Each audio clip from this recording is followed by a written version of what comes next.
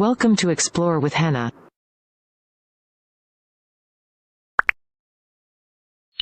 Assalamualaikum everyone, it's Hina Malik. Hope you are doing well.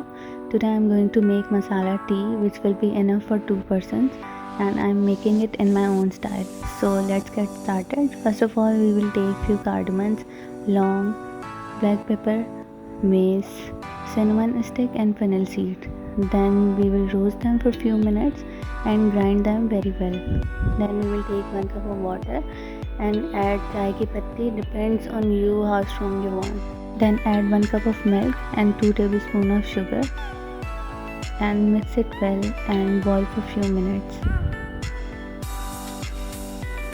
Then we will add prepared masala and ginger powder, and again we will boil it for few minutes at low flame. Must try this tea and give me your feedback in comment section.